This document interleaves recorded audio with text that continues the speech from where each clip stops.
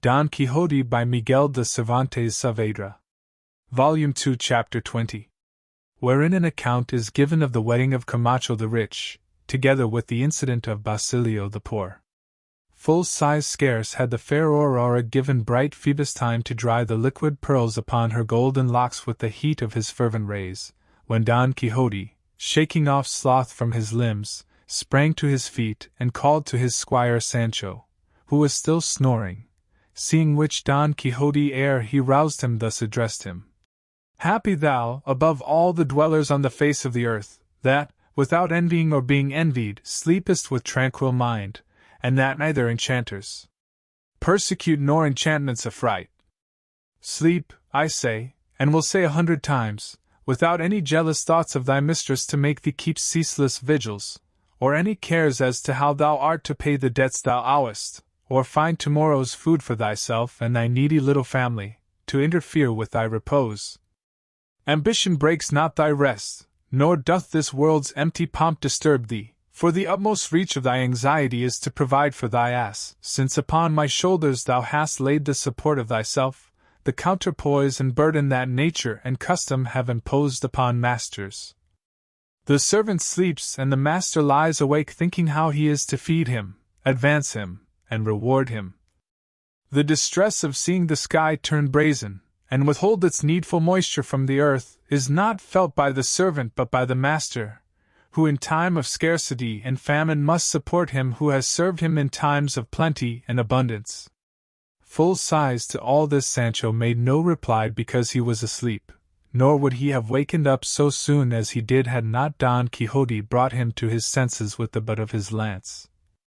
He awoke at last, drowsy and lazy, and casting his eyes about in every direction, observed, "There comes, if I don't mistake, from the quarter of that arcade a steam and a smell a great deal more like fried rashers than galingale or thyme. A wedding that begins with smells like that, by my faith, ought to be plentiful and unstinting." "Have done, thou glutton," said Don Quixote.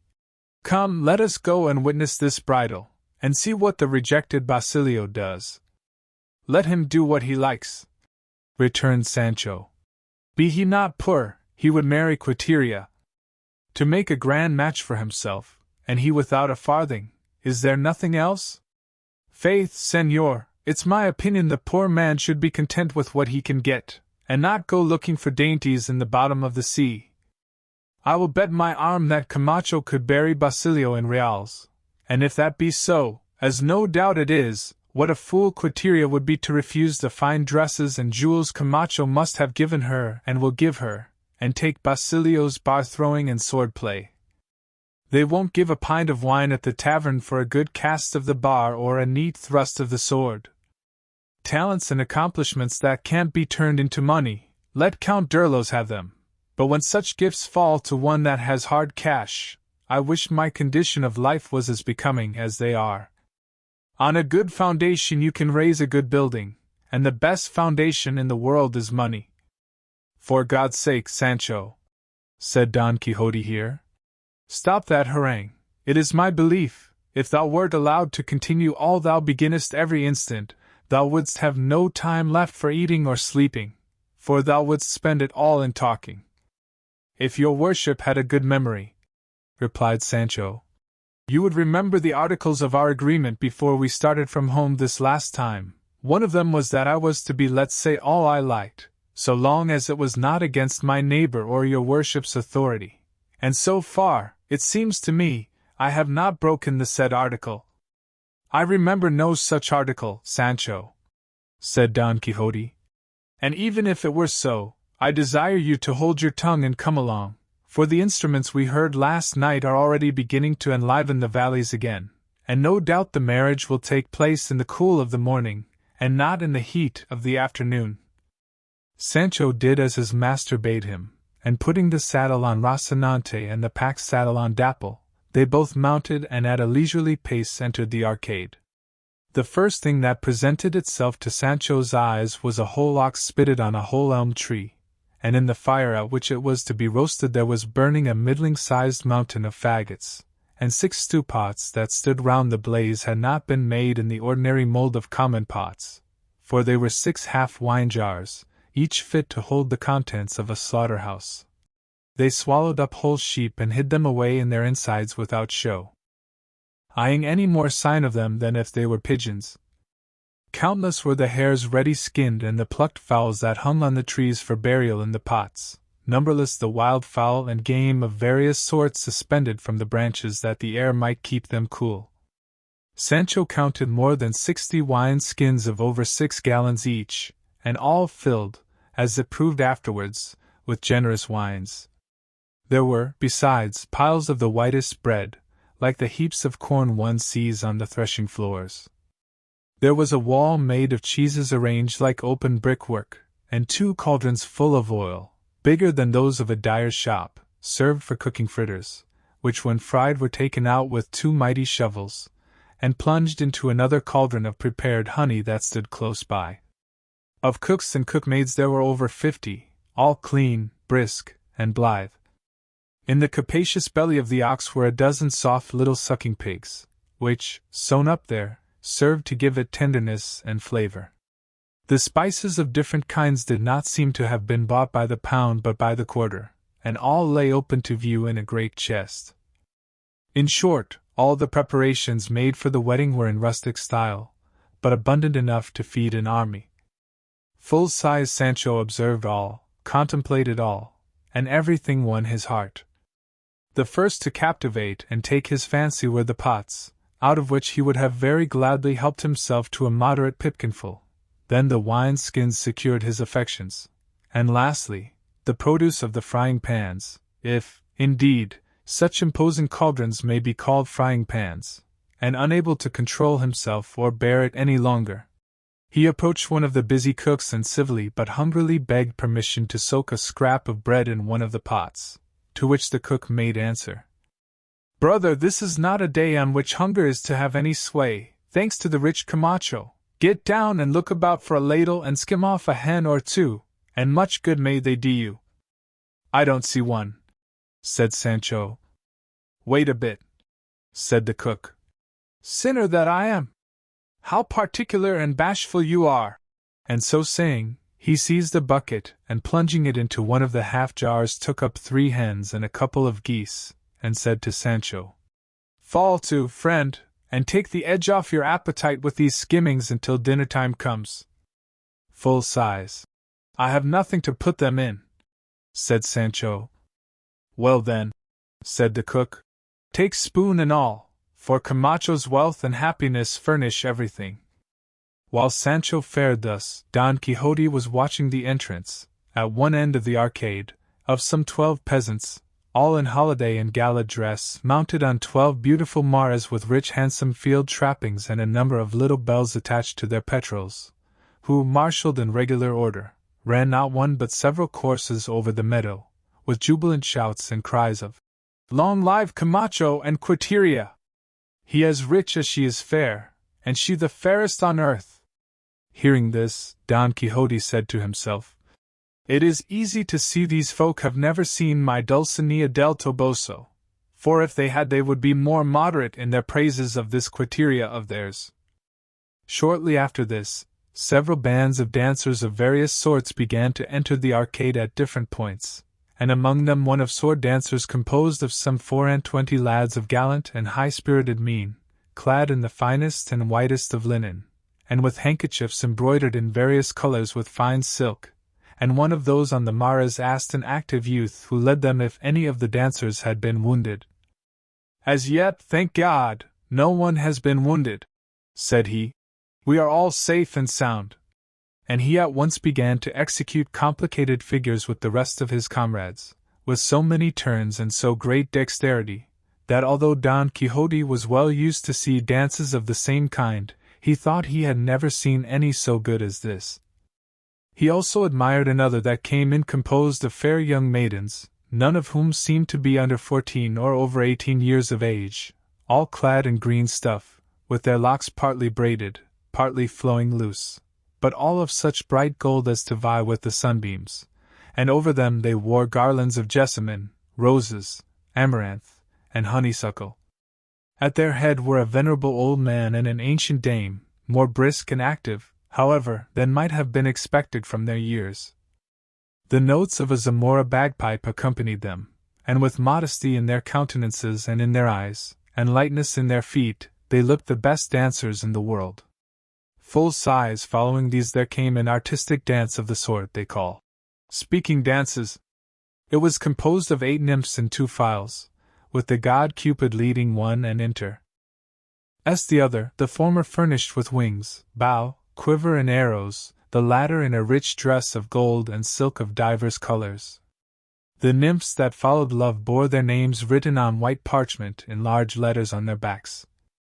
Poetry was the name of the first, Wit of the second, Birth of the third, and Valor of the fourth.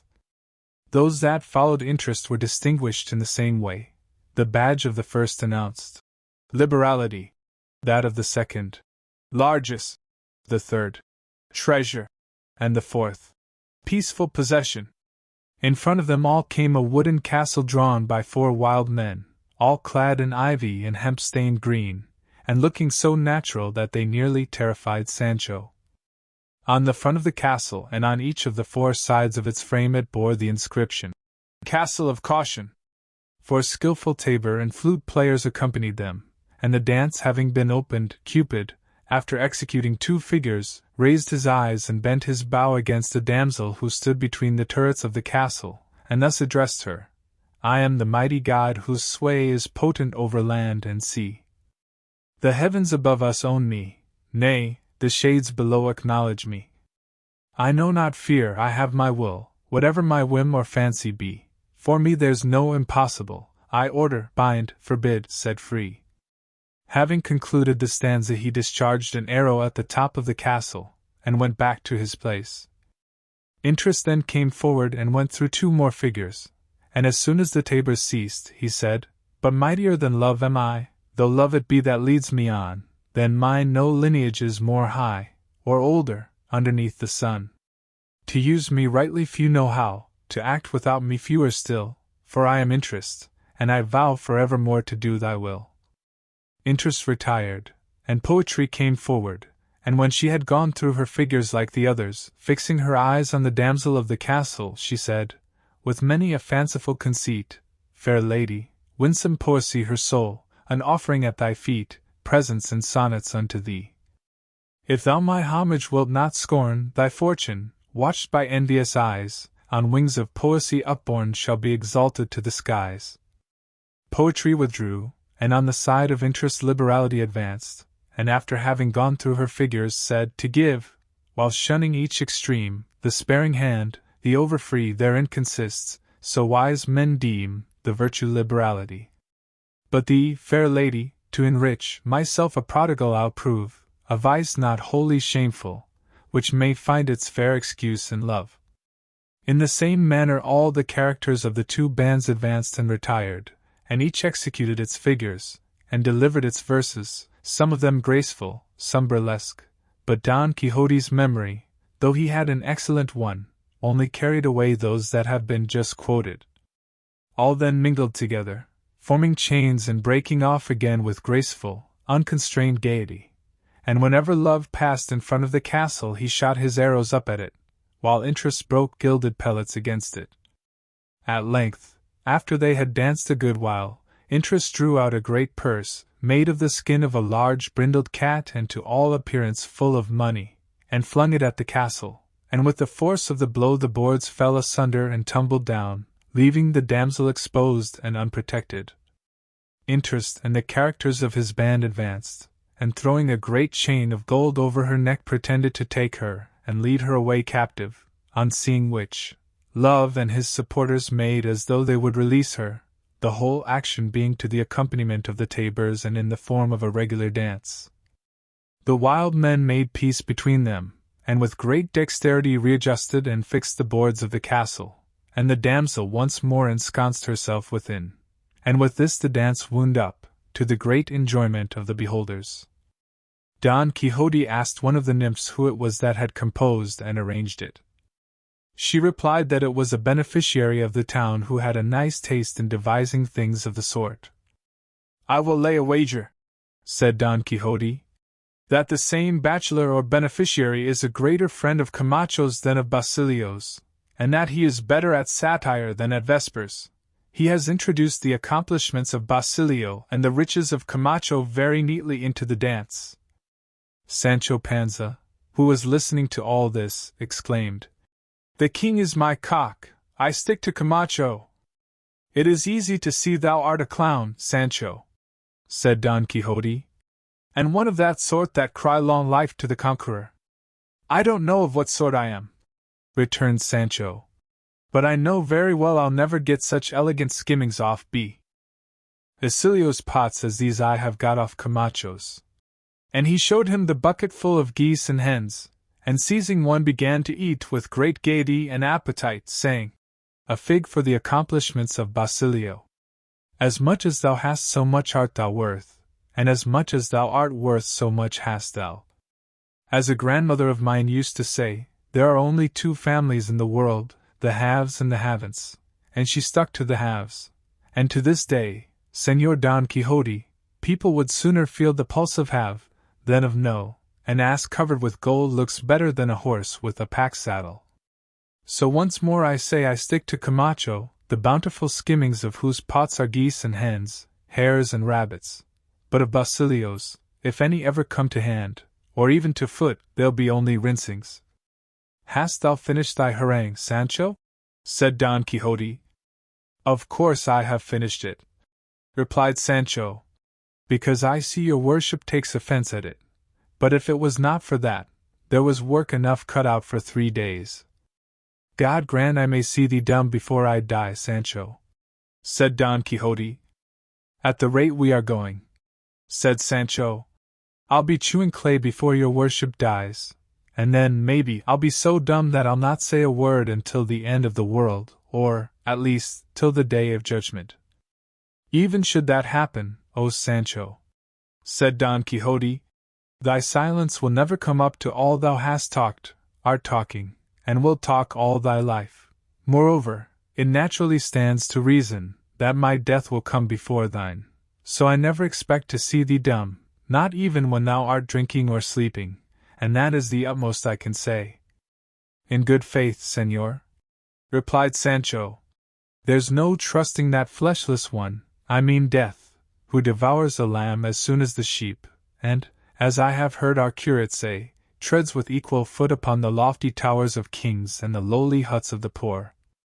That lady is more mighty than dainty, she is in no way squeamish, she devours all and is ready for all, and fills her alforjas with people of all sorts, ages, and ranks. She is no reaper that sleeps out the noontide, at all times she is reaping and cutting down, as well the dry grass as the green, she never seems to chew, but bolts and swallows all that is put before her, for she has a canine appetite that is never satisfied, and though she has no belly, she shows she has a dropsy and is athirst to drink the lives of all that live, as one would drink a jug of cold water." "Say no more, Sancho," said Don Quixote at this. "Don't try to better it, and risk a fall, for in truth what thou hast said about death in thy rustic phrase is what a good preacher might have said. I tell thee, Sancho, if thou hadst discretion equal to thy mother wit, thou mightst take a pulpit in hand, and go about the world preaching fine sermons." "He preaches well who lives well," said Sancho, "and I know no more theology than that." "Nor needst thou," said Don Quixote, "but I cannot conceive or make out how it is that, the fear of God being the beginning of wisdom, thou, who art more afraid of a lizard than of him, knowest so much." "Pass judgment on your chivalries, Señor," returned Sancho, "and don't set yourself up to judge of other men's fears or braveries, for I am as good a fearer of God as my neighbors. But leave me to dispatch these skimmings, for all the rest is only idle talk that we shall be called to account for in the other world." And so saying, he began a fresh attack on the bucket, with such a hearty appetite that he aroused Don Quixote's, who no doubt would have helped him had he not been prevented by what must be told farther on.